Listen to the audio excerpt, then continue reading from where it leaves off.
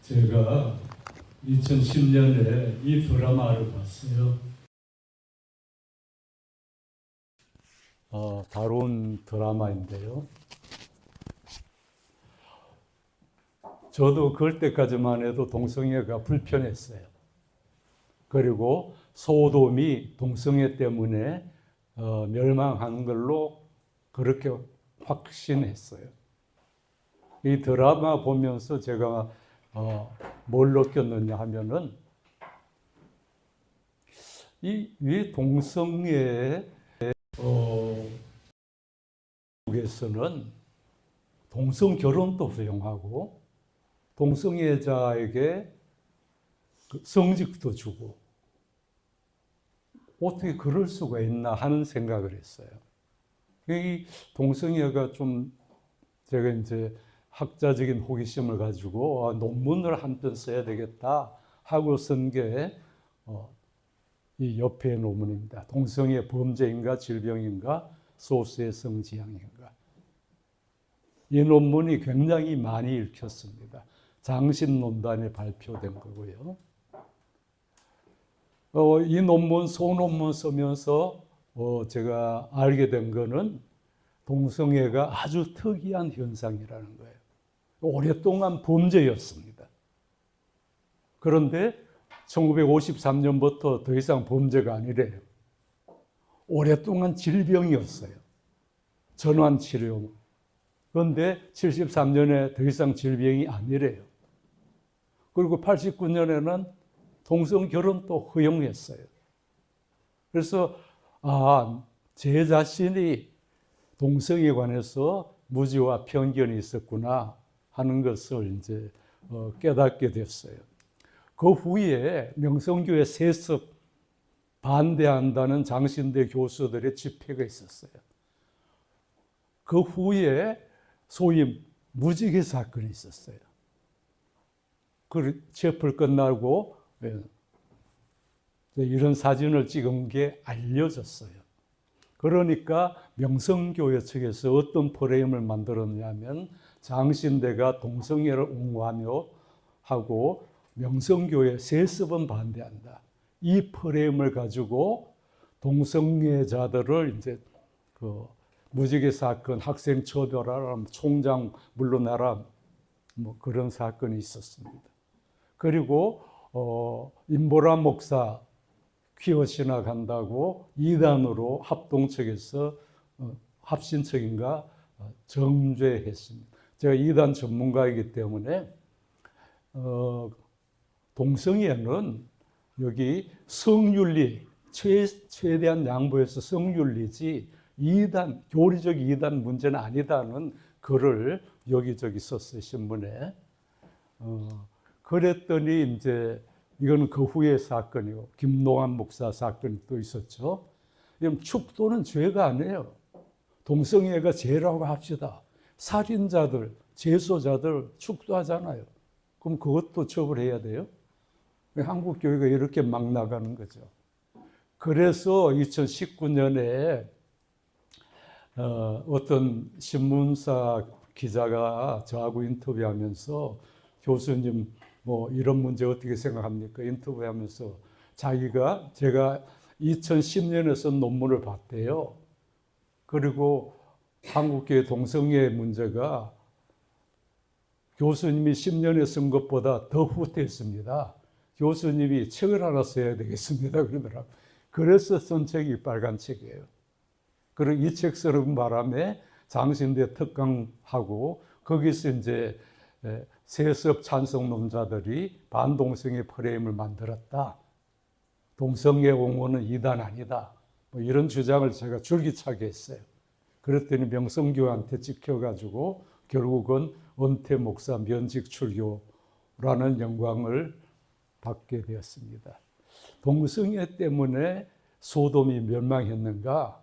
제가 이제 이런 동성애에 관한 성경 구절에 대한 최근에 여러 신학자들 주장들을 다 살펴봤거든요. 이 놀라운 걸 발견한 거예요. 동성애 때문에 소돔 멸망하지 않았다는 거예요. 그래서 이게 이제 쭉 연구를 해보니까 그럼 동성애 때문에 망했다고 처음 주장한 사람이 누구냐? 이게 필로라는 그 유대 철학자예요. 1세기 그 예수님 시대 때 살았던 사람이에요. 그 사람이 히브리어에 보면은 성관계를 은유하는 의미로도 쓰여요. 남자를 알지 못하다 할 때는 이제 성관계를 은유하거든요. 그러니까 알다를 이게 필로라는 사람이 이게 성관계의 은유로 해석했어요. 그런 남자들이 동네 남자들이 다 나와서 오늘 너희 집에 온 남자 내보내라 우리가 상관하리라. 이것을 남자들이 낯선 남자에게 동성애를 요구한 것으로 그렇게 해석했습니다. 그 초대에 이제 성경을 잘 모르니까 대부분 성경 안 읽었으니까 이게 초대교회를 거쳐서 쭉 내려왔습니다. 그래서 보니페이스라는 사람, 이 사람이 아주 고역한 사람이에요. 이 사람이 그럴 때까지만 해도 서양이라는 동성애라는 그 뭐죠? 호모섹슈얼리티라는 말이 호모섹스라는 말 단어 자체가 없었대요. 그래서 그걸 표현하기 위해서 소돔이라는 단어를 썼어요. 여러분 오난에서 오나니즘이라는 말이 나왔다는 거 알죠? 오난이 땅에다가 사정을 했기 때문에 그걸 이제 자위하는 거를 오나니즘, 마찬가지로 소돔이라고 했어요. 그러면은 여러분 한 7세기부터 서양 사람들은 동성애자를 소돔이라고 불렀단 말이에요. 동성애자를 소도마이트라고 불렀거든요. 그러면은 자연스럽게 소돔은 동성애 때문에 망했다는 것이 서양에서는 불변의 진리처럼 통하게 된 거예요. 동양에는 여러 말이 있어요. 그래서 4세기부터 동성애자 세례 거부하고 1775년까지 미국에서는 동성애자 사형을 시켰어요. 이 사람이 그 히르시펠트라는 사람인데 유대인이에요. 최초의 성연구소를 만들어가지고 동성애자를 처벌하지 말라는 운동을 시작했어요. 근데 히틀러가 보니까 이 사람이 유대인이야. 그래서 유대인과 동성애자는 제국의 적이다 그러고 이 사람 연구소 완전히 모든 책을 불태웠어요. 이 사람이 많은 책을 썼는데 도서관에 있는 책들 다 이제 불태우고 그런 사건이 있었어요. 그래서 그때부터 유대인과 동성애자들을 이제 처형했습니다. 이거를 핑크 역삼각형이라고 그래요.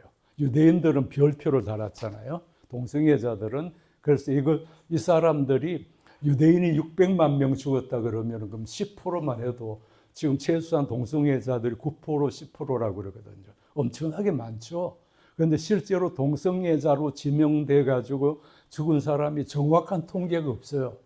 통계가 나오는 거는 한 2만 명이에요. 리스트에 확인된 리스트. 그런데 학자들이 적어도 10만 명은 처형됐을 거예요. 실제로 이런 옷을 입고 핑크빛 달고 동성애자들이 처형됐어요.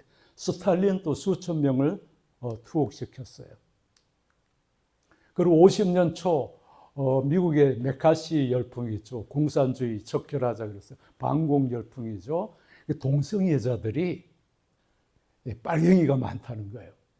그래서 이 사람들이 공무원들이 소련의 스파이 노릇한다 그래가지고 수백 명을 수천 명이죠. 수백 명, 1000명 이상이랄 거 봐.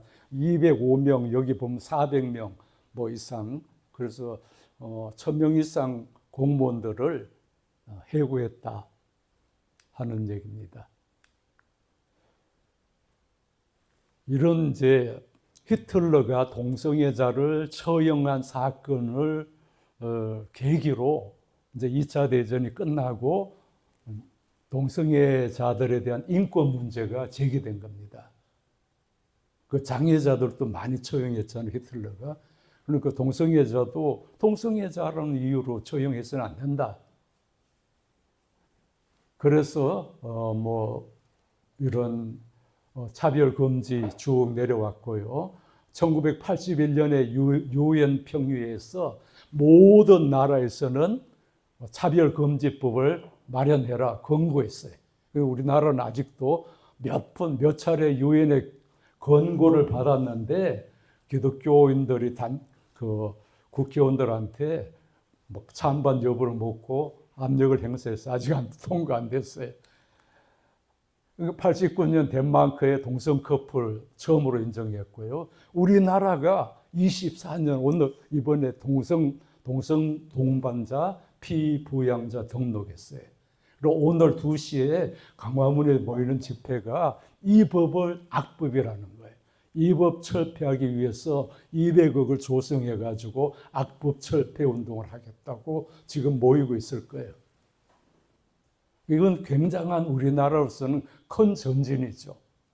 그러니까 덴마크보다는 한 34년, 35년 늦은 거죠. 어쨌든 우리도 세계적인 추세를 따라가고 있습니다. 2015년에 미국은 동성결혼 합법화했고요. 백악관에 이렇게 무지개 장식했습니다.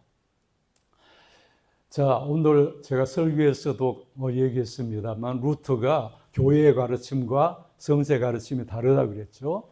그래서 교회 가르침으로 돌아가자 이렇게 얘기했는데 이제까지 2000년 동안 교회는 뭐라고 가르쳤어요? 소돔 때문에 동성애 때문에 소돔이 망했다. 그럼 그게 사실이냐? 성서가 정말 그렇게 가르치는가? 오늘 강의 초점입니다. 여러분 제가 이거 물어본 적 있죠. 동방박사 몇 사람이에요? 3사람 아니라 그랬죠. 선물이 3이라 그랬죠. 어느 편 강도 주로 우편 강도가 회개했다 그러는데 성경에 우편이란 말 없어요. 마찬가지로 소돔 동성애 때문에 망했다. 그렇게 교회는 가르치는데 사실 그런가? 본문을 다시 한번 읽어보면요. 젊은 노인 할 것 없이 모든 남녀노소 할 것 없이 여자 빼고요. 노소 막론하고 이렇게 돼 있어요. 모든 남자들이 롯의 집에 방문한 그 남자와 상관하겠다. 야다입니다. 그죠? 그러니까 악한 짓일세 나에게 남자를 알지 못하는 두다. 이게 문제입니다. 뒤에는 분명히 성관계에 대한 은유적 표현이에요. 남자를 알지 못하다. 그게 야다거든요. 그런데 위에 야다는 성관계를 표시하는 게 아닌데 필로가 이걸 성관계로 해석한 거예요. 야다라는 말은 알다라는 이해하다, 뭐 관련이 있다, 뭐 이런 뜻이거든요. 그들에게 아무 일도 하지 마라. 대문을 부수려고 했고 찾지 못했어요. 그 소돔 남자들이요. 그리고 식구들을 데리고 소돔 성에서 성 바깥으로 데려갔어요. 이 두 남자, 두 천사라고도 되어 있어요. 그리고 소돔은 멸망해요. 그리고 아무 일도 일어나지 않았어요. 이거 성행위를 했다는 기록 하나도 없어요. 그렇죠?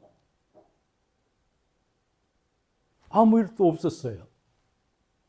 단지 그 집에 온 손님 보고 그 두 사람 우리 좀 알고 지내자 하고 행패를 부린 거예요.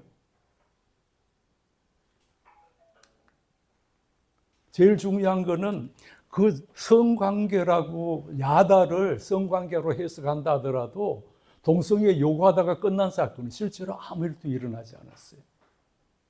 그런데 무슨 동성애 때문에 망해요? 교회가 필로가 그렇게 가르치고 교회는 지금도 그렇게 가르치고 있어요. 그래서 이 상관하다는 것은 성적인 은유가 아니다. 베일리라는 신학자가 다 찾아봤어요. 야다라는 동서가 구약 성서의 동사가 948에 나오는데 성관계를 은유하는 건 10번뿐이다. 그리고 동성애로는 한 번도 사용되지 않았어요. 동성애는 어떻게 남자와 더불어 자고 뭐 이렇게 돼 있어요. 그러니까 그 남자들과 상관 좀 해야 되겠다 하는 것은 성적 은유가 아니라는 거예요. 그 당시 문맥에 보면은 소돔이 인구가 많아야 500이 안 됐을 거라는 거예요. 그리고 그 외부로부터 차단된 반유목 사회예요. 그렇기 때문에 낯선 사람 오면 동네가 다 알아요. 제가 한 어렸을 때 중학교 때 우리 시골 고향에 한번 간 적이 있어요. 오촌 당숙네 집에 일이 있어서 아버지 심부름 갔는데 반나절 만에 우물가에서 아줌마들이 오촌 당숙 보고 낮에 집에 뭐 손님 온 것 같은데 그 사람 누구야? 그렇게 외부 사람에 대한 호기심이 굉장히 강한 거예요. 외부 사람 오면은 그 사람 만나고 싶은 거예요. 그 당시에 외부의 소식을 듣고 싶었어. 그래서 배타적인 호기심과 원주민 텃세가 발동해가지고 밤늦게까지 행패를 부린 거예요. 그 사람 우리도 좀 알자. 너 집에 손님 왔다며? 그러다가 끝난 사건이에요. 그럼 지금 또 귀촌 가구 17%가 원주민의 간섭과 텃세로 도시로 되돌아갔대요. 시골 사람도 온갖 간섭 다 하거든요. 그 당시에는 더했다 이렇게 보는 거예요. 자, 소돔 사건이 동성애가 아닌 이유. 모든 사람, 노소를 막론하고 그러면은 집단적으로 동성애를 요구했다는 말이 되잖아. 애들까지. 어떻게 동네에 이게 모든 마을에 모든 노소를 막론하고 모든 남자가 동성애자야? 그래서 낯선 두 남자 보고 우리 성관계 좀 하게 우리한테 보내라. 말도 안 되는 얘기를 하는 거예요. 첫 번째. 그 다음에 동성애자에게 이성인 딸을 내주는 것은 성적인 대안이 될 수 없다는 거예요. 동성애를 요구했는데 우리 남자를 모르는 딸 있어 하고 내줬다는 거예요. 그게 아무런 대안이 되지 않는다는 거예요. 세 번째, 두 천사가 소돔 남자들의 눈을 어둡게 해서 대문도 못 찾고 그 다음에 가족을 성 밖으로 인도해서 다 피신시켰어요. 그리고 실제로 아무 일도 일어나지 않았어요. 그리고 더 중요한 건요. 성경은 전후 문맥에서 이해해야 되잖아요. 창세기 13장 13절에 보면요. 롯과 아브라함이 헤어지잖아요. 롯은 소돔 땅을 아브라함이 그죠. 너가 좌하면 내가 우하고 그러잖아요. 그죠? 그래서 롯이 정한 곳이 소돔 땅이에요. 거기 살기 좋을 듯 해가지고 그걸 정했죠. 그런데 그거 보면은 소돔 사람들은 악하였고 온갖 죄를 다 지었다. 그러니까 소돔 사건이 있기 전에 이미 소돔은 주님 보시기에 악한 도시였다는 거예요. 그 다음에 18장에 보면요. 아브라함이 낯선 사람 셋을 환대해가지고 아들을 낳으리라는 축복을 약속으로 받습니다. 그 다음에 이 세 천사가 세 사람이라고 여기 되어 있습니다. 그 사람들이 아브라함 집을 떠나면서 뭐라 그러냐면은 소돔의 사람들이 엄청난 죄를 짓고 있으니 우리가 내려가서 그 울부짖음을 알아보겠다. 아브라함을 방문한 천사 둘이 소돔으로 내려갑니다. 그렇게 아브라함한테 얘기하니까 아브라함이 뭐라 그래요? 소돔을 멸망시키겠다고 예고하니까 소돔에 의인 50명 있으면 살려주겠습니다. 자기 조카가 사는 동네니까. 그 딜링을 하잖아요. 50명, 40명, 30명, 20명, 나중에 10명 보아스라도 내가 그 성을 멸하지 않겠다 그래요. 그러니까 아브라함이 더 이상 답을 못해요. 그러니까 18장에 보면 이미 뭐예요? 두 천사가 소돔을 방문하기 이전에 이미 소돔은 의인 10명이 없어서 멸망할 것이라고 예고되어 있어요. 소돔 사건이 있기 이전에. 그러니까 이런 것들은 우리가 성경을 자세하게 전후를 따져가면서 읽지 않으면 알 수 없는 거죠. 그러니까 전후 사건으로 보면은 이것이 동성애 사건이 아니고 동성애 사건 이전에 이미 의인 10명이 없어서 멸망하기로 되어 있었던 성이다 하는 겁니다. 그 다음에 성경은 전후 문맥에서 봐야 된다고 그랬죠. 그러니까 아브라함이 낯선 세 사람을 환대한 게 18장에 나오는 줄거리입니다. 18장과 19장을 이어서 봐야 돼요. 여기 보면은 아브라함이 성문 앞에 있다가 이른 아침에 낯선 사람 먼저 알아봐요. 그걸 찾아가서 인사를 해요.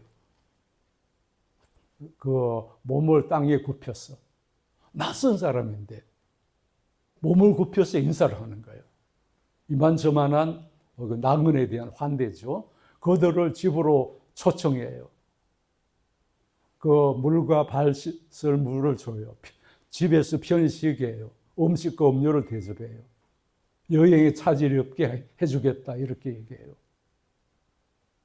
그러니까 요 환대가 있은 다음에 이 낯선 사람 셋이 그들이 내년 이맘때에 사라에게 아들이 있을 거라고 축복해줘요.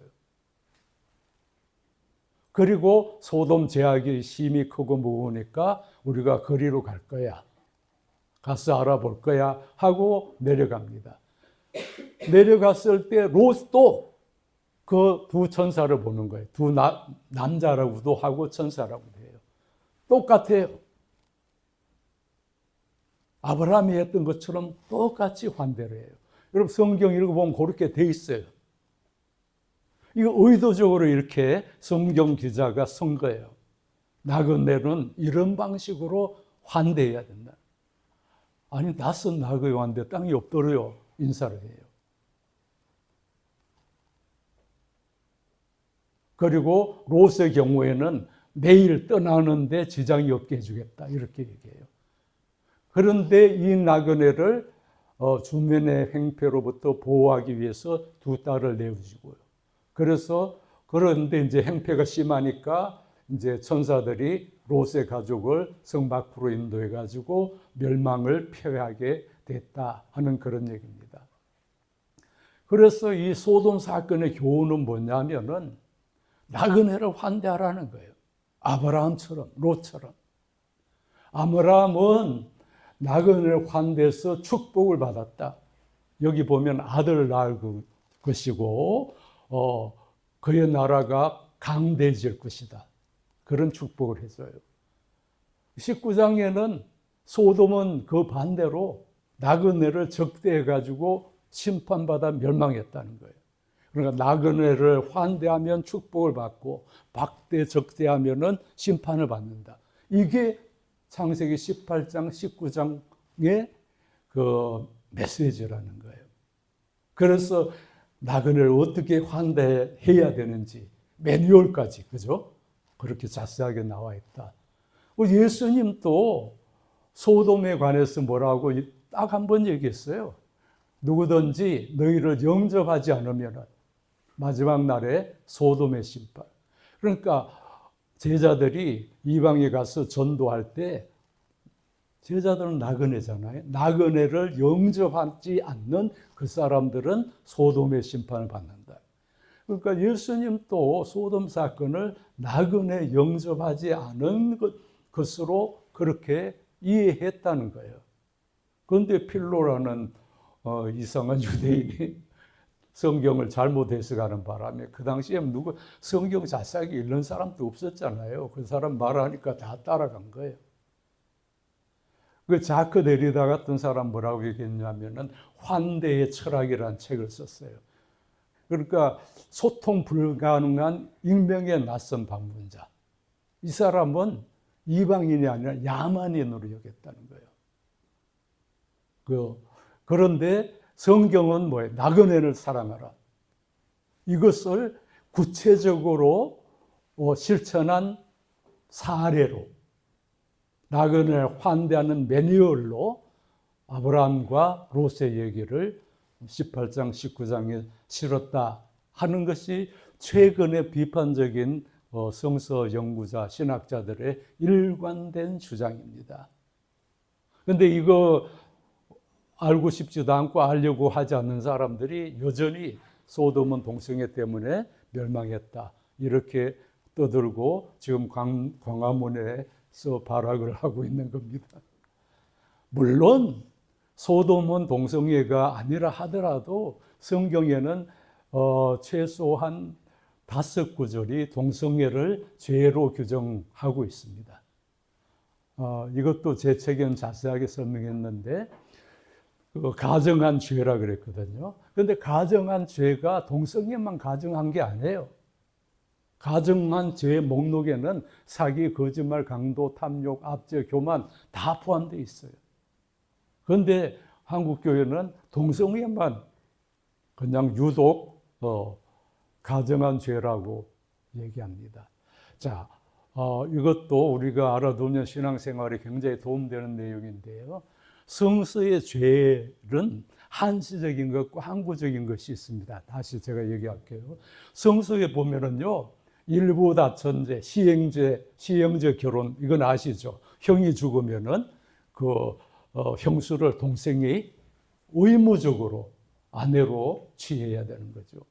노예제도, 병자, 장애인, 여성, 이방인 차별, 성전 출입도 금지시켰잖아요. 이거는 인정했어요. 그런데 오늘날 이건 다 금지사항이에요. 그렇죠? 불법이죠. 그 다음에 자위, 이혼, 재혼, 음욕 품는 거, 두벌 오치하는 거, 이런 건 다 또 금지했어요. 그러니까 오늘날 이거 죄로 문제되지 않잖아요. 그래서 구약에 613개의 율법이 있다고 그러잖아요. 그 중에 한시적으로 타당한 것이 있어요. 그 시대에만 타당한 거예요.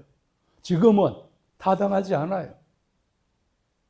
성경이 모든 시대의 절대적인 진리는 아니에요. 여러분, 그 당시에 정결법, 예? 아시죠? 뭐는 먹고 뭐는 못 먹고, 제사장이 정결, 몸 씻고 이런 정결법, 제사 지내는 법, 성막 만드는 법, 성전 짓는 법, 이게 다 제사법. 그 당시에 재판법, 예? 안식을 거역하면 돌로 쳐 죽여라. 효도하지 않는 자도 돌로 쳐 죽여라. 이런 거 그 시대에만 타당해. 여자는 머리에 수건 써라. 그 시대에만 타당한 거예요. 오늘 확실하게 제가 중요하게 얘기하는 건 소돔이 동성애 때문에 멸망하지 않았다는 거 하나하고, 구약의 모든 법이 영원히 항구적으로 타당히 한 게 아니다. 그 시대에 한시적으로만 타당한 게 너무 많다. 그 다음에 항구적으로 타당한 거 있어요.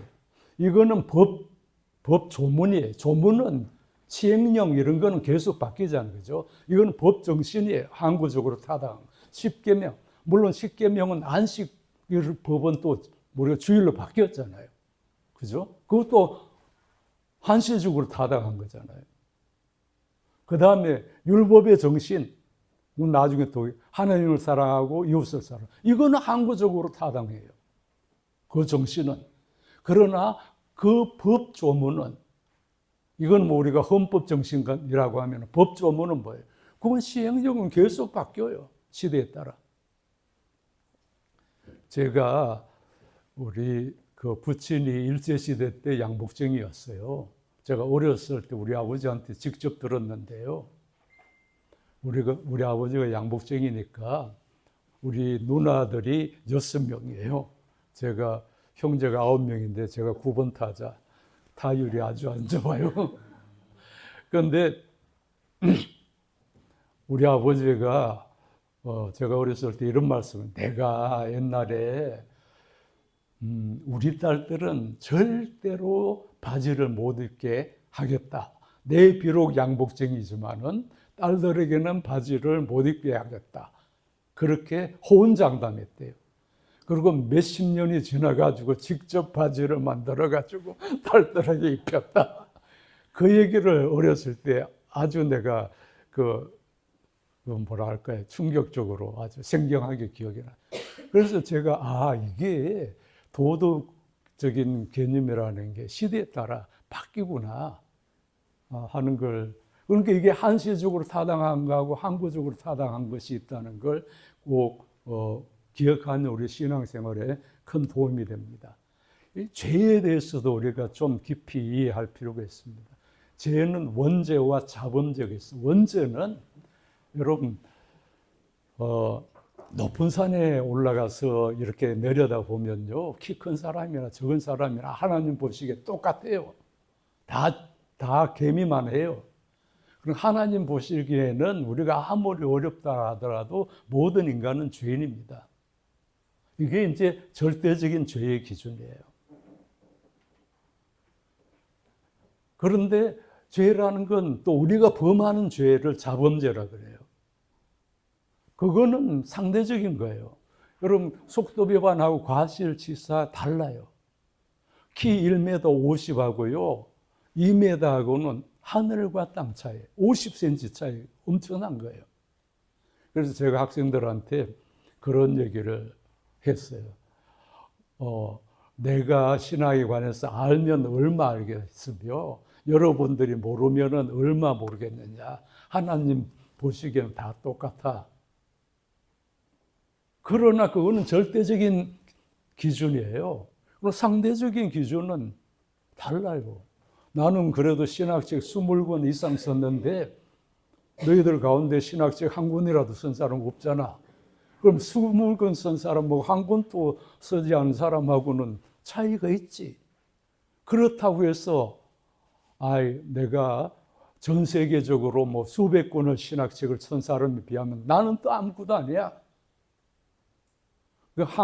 나는 스스로 성실한 학자지만 세계적인 학자는 아니야. 그건 상대적인 비교잖아요. 그래서 이 두 가지 기준을 가져야 돼요. 그래서 예수님도요, 우리가 모두 죄인이라고 성경이 얘기하지만은 너희 의가 서기관과 바리새보다 나아야 된다 그랬어요.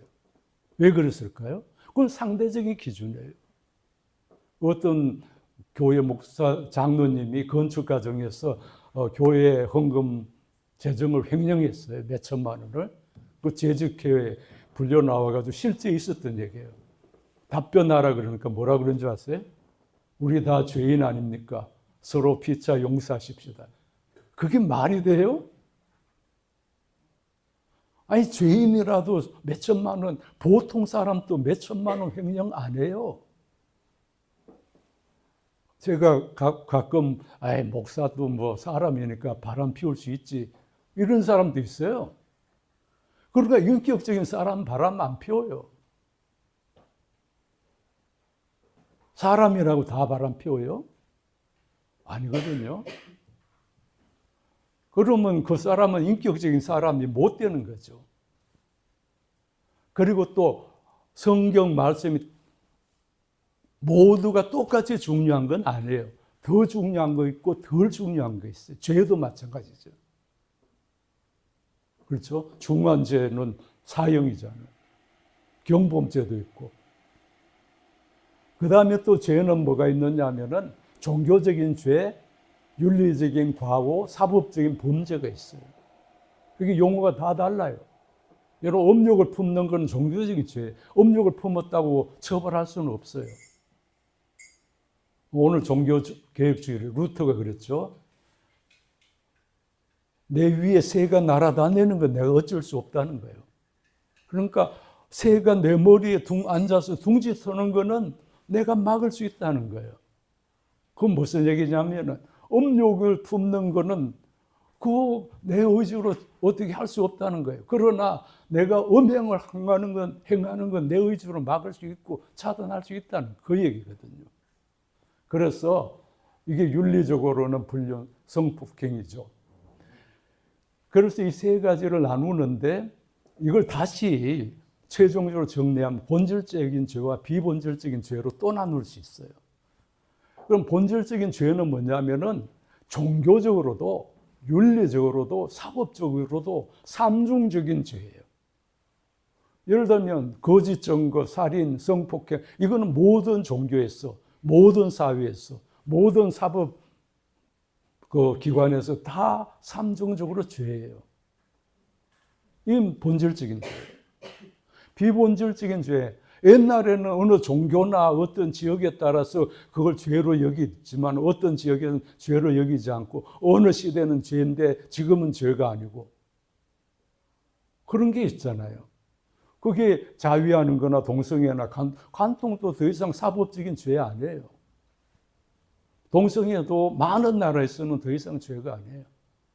그런데 이 본질적인 죄는 다 짓고 비본질적인 죄만 죄라고 규탄하는 이유가 뭘까? 자, 창조 질서를 거역하는 죄라고 많이 얘기하잖아요. 그죠? 창조 질서를 거역하는 게 동성애뿐인 거예요. 동성애는 입양해서 가족 구성이에요. 한국의 동성애 행위자는 0.3%밖에 안 돼요. 그런데 35세 비혼율이 46%예요. 이거 결혼 안 하는 것들이 더 나쁘지. 이게 동성애 때문에 생육하고 번성하지 못한다. 창조 질서를 거역한다. 그 비판하니까 내가 하는 말이에요. 그렇잖아요? 살인은 하나님의 형상 피조물을 죽이는 거예요. 창세기 9장. 미국은 총기 사고로 4만 2천 명이 작년에 죽었어요. 이건 더 나쁘지. 동성애보다 더 나쁘잖아요. 창조 질서를 위반하잖아요. 멀쩡하게 살아있는 사람 죽이잖아요. 동성애자는 애 안 낳는 죄밖에 더 있어요? 입양하면 되죠. 이 전 세계 낳은 아이들도 다 못 키워요. 전쟁, 2차 대전 때 5천만 명 죽었어요. 서식지 파괴, 매일 70종이 동식물 멸종, 이거 다 창조질서 거역하는 거예요. 어떻게 동성애만 그렇게 욕할까요? 그래서 설문조사해 봤습니다. 예수라면 동성애자 어떻게 생각할까? 비신자는 67%, 예수님은 동성애자 품어줄 것 같다는 거예요. 그런데 교인들은 38.4%, 반 조금 더 되고 있는. 이게 교인들이 예수님의 마음을 더 모르는 거예요. 비신자들이 더 잘 알아요. 더 예수 정신에 투철해요.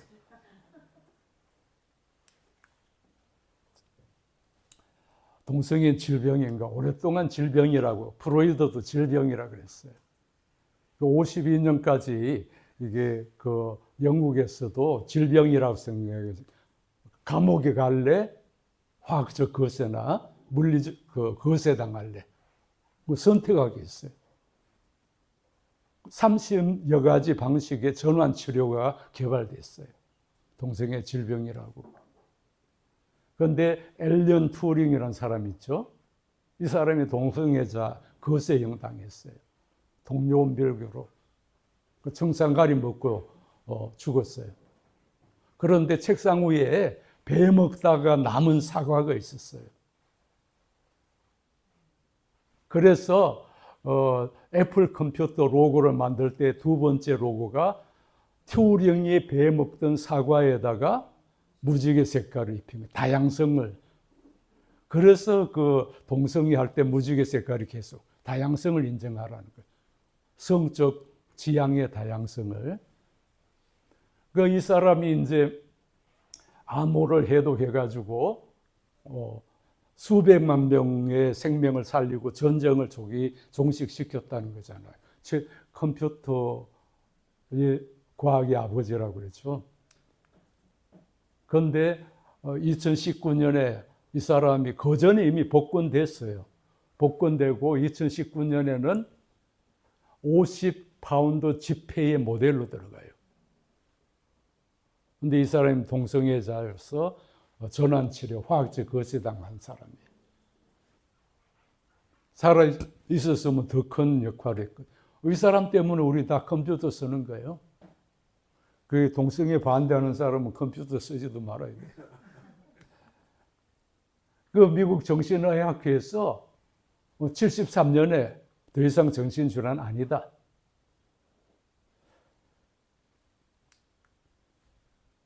동성애는 정신장애가 아니므로 치료가 필요 없다. 이게 73년 규정이에요.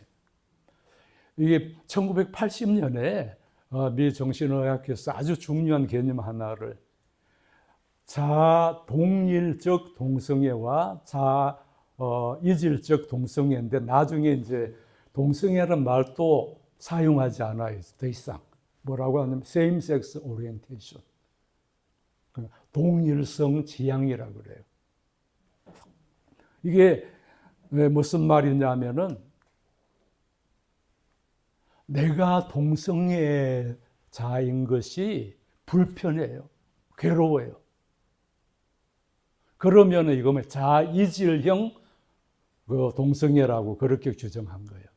그런데 내가 동성애라는 것이 불편하지 않아요. 그러면은 동일성 지향이라고 이렇게 표현하는 거예요.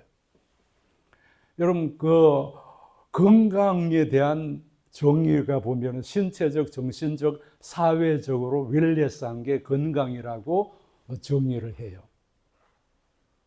그럼 홍석천 씨 같은 사람은 신체적으로 건강해요.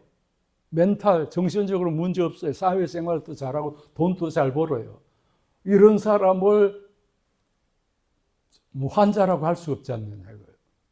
건강한 사람이지 않는 거예요. 왜 이런 사람은 왜 전환치료가 필요한 환자가 아닌데. 그런데 자이질형 동성애는 있어요.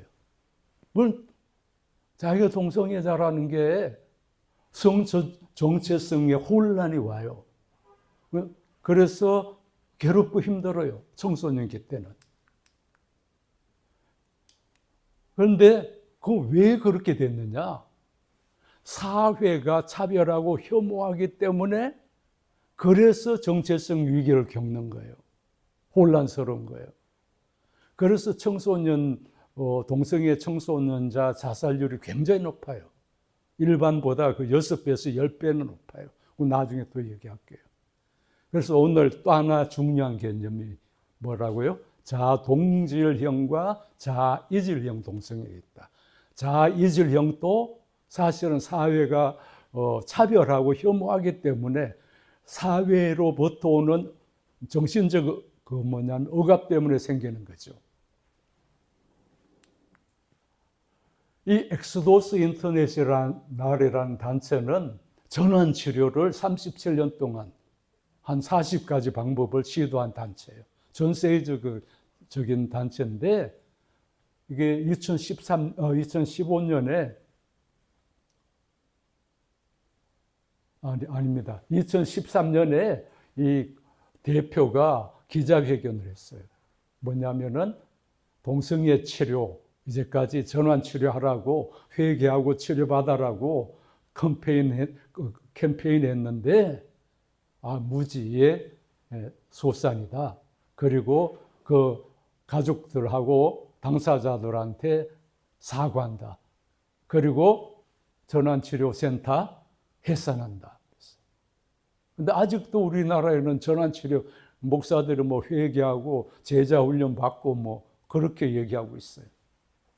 오바마 대통령도 전환치료 금지 시켰습니다. 전환치료는 흑인을 백인으로 바꾸는 우리 썩은 시도다. 이제 이것도 참 한국이 웃기는 건데 좌파의 혁명 도구라는 거예요. 동성애자들에게 좌파 프레임을 덮어 씌운 거예요. 1950년대 미국도 그랬어요.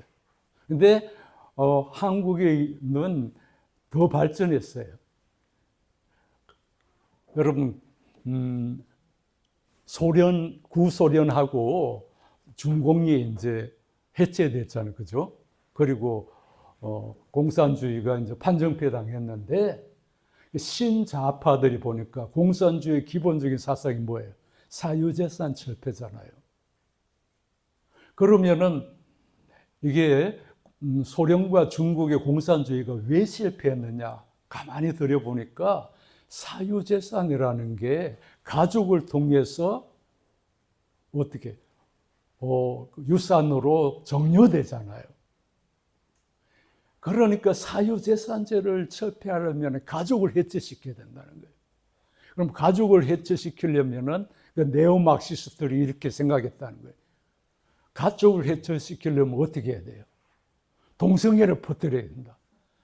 그래가지고 동성애 찬성운동, 차별금지 반대 운동에 신좌파들이 올인했다는 거예요.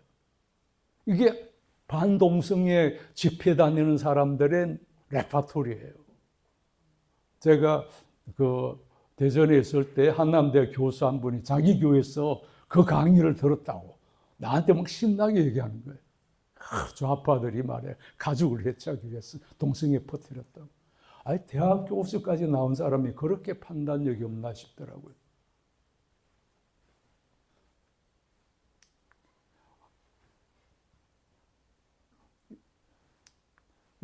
저 국가인권위원장은 또 그런 얘기했죠. 공산주의 혁명 도구다. 이게 그런 설명이 배경이 있는 거예요. 그러면은 왜 러시아 같은 데서 공산주의자들이 동성애자들 그렇게 처벌했을까요? 말도 안 되는 거죠. 빈부격차가 심해지는 거 그건 가족 때문에 그래요.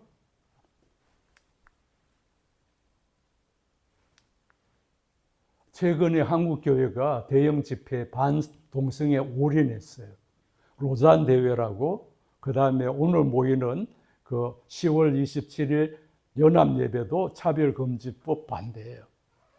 핵심은. 이게 이제 로잔 대회 반동성애 선언인데 여기에 대해서 제가 비판하는 글을 쓴 적도 있고 김거성 목사가 우리 단톡방에 올린 적도 있어요. 이 로잔 대회는 사실은 이건 그냥 지나갈게요. 이재원 목사가 동성애 반대 1인 시위했던 사람이에요. 그리고 로잔 대회를 한국에 유치하면서 한국 실정에 맞게 동성애 반대에 부르짖었어요. 오늘 200만 명이 모여서 악법 저지. 악법이 뭐냐면은 동성 동반자법이잖아요. 의료 보험 혜택 주는 거.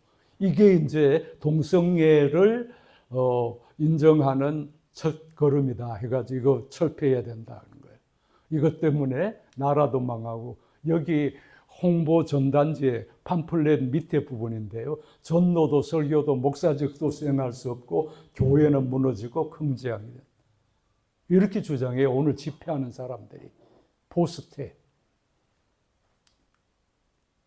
그래서 이게 집회에 손현보 목사라는 사람이 앞장서는데 이 사람들을 코로나 때 순교를 각오하고 예배를 본다고 주장한 사람이에요. 그 집회 금지했는데도. 그리고 주일날에 저기 정치 집회 예배는 안 보고 광화문에 가서 정치 집회. 목숨을 걸고 예배를 지킨다는 사람이 이러고 있어요. 집회 반대자는 마귀 사탄 바퀴벌레 이완용이다 이렇게. 이게 이단적인 자기하고 다르면 이단이라고 주장하는 게 이단의 전형적인 특징입니다. 오늘 2시 집회는 사랑의 교회 오정연 목사가 중심이 돼서 합니다. 그런데 여러분 그 3천억 들여가 그 교회 지었잖아요, 그죠? 그런데 지하 공간 1,077제곱미터 그러면 이게 한 300평이 넘나요? 이게 불법 건축입니다. 그래가지고 15년 동안 재판받다가 패소했어요. 불법 건축. 그러니까 지금 계속 과태료 내고 있을걸요. 그런데 교회 정축하고 모든 것이 하나님께서 하셨습니다. 이렇게 광고. 그럼 불법 건축도 하나님이 하신 거예요? 이 사람이 지금 앞장서가지고 오늘 2시 집회하고 있어요. 난 속으로 저 사람들이 정부하고 딜링해서 이 문제 해결하려고 그러나 그런 생각이 들기도 해요.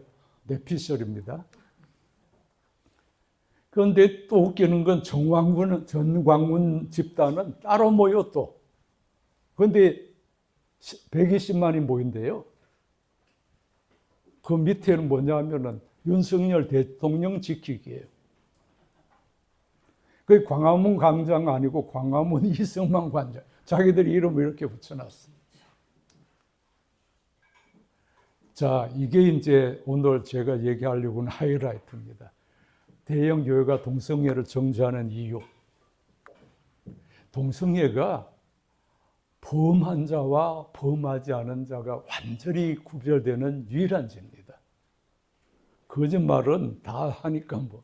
두 번째, 한 번도 짓지 않은 유일한 죄입니다. 이성애자 입장에서는. 왜냐하면 다른 죄는 차고 넘칩니다. 불법 세습, 불법 건축, 헌금, 횡령, 학력 위조, 가짜 박사, 표절, 불륜, 이단, 종교유착. 이런 건 차고 넘치는데 지나간 거 따져보니까 동성애는 한 번도 범한 적 없거든요. 그 다음에 앞으로도 지을 자신이 없는 유일한 죄가 동성애예요. 이성애자니까. 다른 죄는 뭐예요? 이게 7가지가 캐톨릭에서 말하는 대죄입니다. 교만, 식탐, 시기, 분노, 음욕, 탐욕, 태만. 이거는 과거에도 지었고 앞으로도 안 지을 자신이 없거든요. 그러니까 자신이 어렵다고 주장할 수 있는 유일한 죄가 뭐예요? 동성애예요. 그러니까 죄 없는 자가 돌로 쳐라 그랬잖아요. 동성애에 관해서는 내가 죄가 없어요. 그러니까 당당하게 정죄하는 거예요. 그러니까 동성애자 앞에만 서면은 나는 왜 이렇게 어이롭게 느껴지나. 어떤 가짜 제목 같지요. 이 존 스튜어트 목사 빌리 그람이 로잔 대회를 창설한 사람이에요. 아까 로잔 대회 얘기했죠. 한국에서 4차 대회 한 5천 명 이상 전 세계 크리스찬들이 모여서 대회를 했어요. 이 존 스튜어트 목사는요. 바울조차도 타고난 동성애 성향이 있다는 걸 몰랐다는 거예요. 동성 간에도 결혼에 비교될 수 있을 정도로 깊이 사랑하다가 안정적인 관계로 발전하죠. 그러니까 동성 간에도 뜨거운 사랑, 인격적이고 지속적인 사랑이 가능하다는 걸 성서 바울조차도 몰랐다는 거예요. 그래서 차별하면 안 된다. 성서가 비록 죄라고 하지만은 차별하면 안 된다 이렇게 얘기했습니다. 빌리 그람은 자기 그 동성애 친구 많이 있다고 얘기했다가 배교자라는 비난을 받았다. 인터넷 찾아보면 나오더라고요. 이분 또 최근에 누가 자료를 저한테 보여줬는데 통계렌이라는 사회심리학 교수인데 이 동성애 때문에 교회도 망하고 나라도 망한다 그러잖아요. 그런데 이분은 뭐라고 했냐면 미국 교회가 교회를 떠나는 이 미국 사람들이 이 미국에서는 종교 그러면 기독교입니다. 서양 사람들은요. 다른 종교를 인정하지 않으니까. 첫째 이유가 성소수자 반대하고 사회 발전에 역행하기 때문입니다. 성소수자 반대하는 것은 인종차별, 성차별이다. 이런 주장. 그런데 한국교회 목사들은요. 미국 교회 일부가 미국 장로교 같은 동성애 인정했거든요. 그러니까 미국 교회 일부가 동성애를 인정했기 때문에 뭐 영국이나 서양도 37개국이나 인정했잖아요. 그래서 교회가 줄어들었다. 이렇게 주장하잖아요. 많은 목사들이. 그런데 한국은 미국 따라가면 안 된다. 그럼 동성애 인정하면 교회, 여러분 동성애 때문에 교회 안 가요? 그 반대라는 거예요. 그래서 성소수자 부모 모임이 있어요.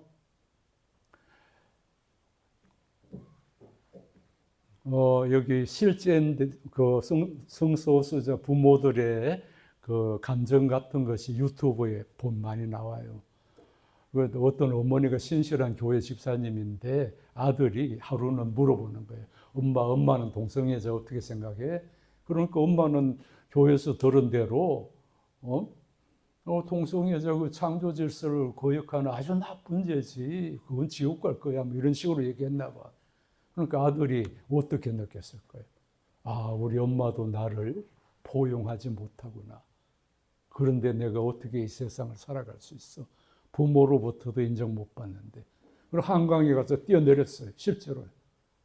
그런데 이제 구조가 됐어요. 이게 전화가 온 거예요, 경찰이. 당신 아들 여기 있으니까 빨리 오라고. 가보니까 옆에 어떤 남자가 있는 거예요. 자기 친구라는 거예요. 동성 파트너죠. 그러니까 엄마가 기겁을 한 거죠. 그 사람이 나와가 간증을 하는 거예요. 내가 그래서 우리 아들 죽일 뻔했다는 거예요. 그래서 동성애 혐오하고 차별하면은 아이들을 죽이는 거다. 꽃으로도 때리지 말라. 그런 주장을 하는 거예요. 그 부모들이 모여가지고 그 자식들은 대부분 동성애 때문에 자살 시도했거나 그런 사람들이에요. 애들 죽이지 말라는 거예요. 그래서 자살 충동이 이렇게 10배나 많아요. 동성애자들이. 자살 대책 세워라. 동성애자 자살 대책 세워라. 차별 금지 최근 통계인데 21년 이후는 통계 찾아보니까 없더라고요.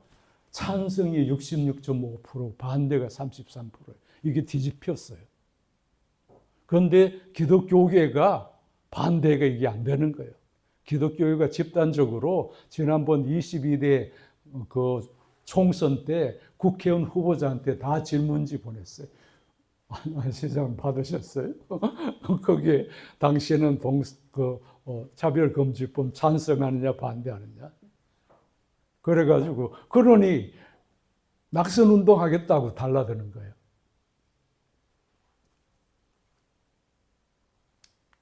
이게 이제 점점 이게 뒤바뀔이라고 생각이 돼요. 적대적인 사람들이 지금 만화의 40%다. 이렇게 보고 있습니다.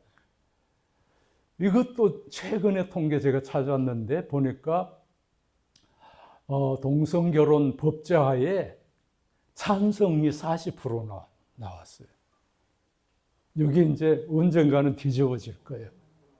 그래서 여러분들이 저를 위해서 장수하라고 축복기도 해주시기 바랍니다. 제가 100세까지 살아가지고 이 뒤집히는 꼴을 꼭 보고 죽어요. 성소수자 차별금지법이 통과되고 동성결혼도 법제화되는 걸 보고 죽어야 되겠다는 새로운 소망이 생겼습니다. 근데 기독교가 보수적이라서 아직은 동성애 입교 허용, 성직 허용, 주례 허용, 동성 결혼에 대해서는 기독교인들이 아직까지 이제 일반 전 세계적으로 37개국이 동성 결혼을 허용했는데 교단은 거기에 못 미쳐요. 동성 결혼에 대해서는 기독교가 보수적인 거예요. 그래서 아까 그 롱게렌이라는 그 교수가 미국 교회가 이렇게 동성애 반대하기 때문에 교인이 줄어든다. 시대에 뒤떨어졌다 이렇게 비판하는 것 같습니다. 자, 끝으로요. 여러분 인간의 성적 지향은 너무 다양해요. 이성애도 있고 동성애도 있고 양성애도 있고 무성애도 있어요. 그 다음에 동성애도 일시적인 동성애도 있고 잠재적인 동성애도 있고 배타적 동성애도 있어요. 그리고 동성애도 이성애하고 똑같지요. 동성애라가 절대 선이 아니에요. 제가 뭐 지금 동성애 자꾸 얘기하니까 동성애 찬양하나 그렇지 않아요. 이성애하고 똑같아요. 인간이니까. 거기에도 뭐 병적인 것이 있고 비윤리적인 있고 범죄적인 게 있어요. 그러니까 하나님 편에서 보면 모든 인간은 어느 정도는 죄인이고 어느 정도는 환자고 어느 정도는 비정상이에요. 동성애도 그런 거예요. 단지 우리가 동성애는 찬성하고 반대하고 하는 문제가 아니에요. 자꾸 저보고 당신은 동성애 찬성하느냐 아니 그럼 내가 남자라는 걸 내가 찬성하고 반대해요? 그런 문제 아니에요. 엄격히 말하면 차별과 혐오를 하지 말자는 거예요.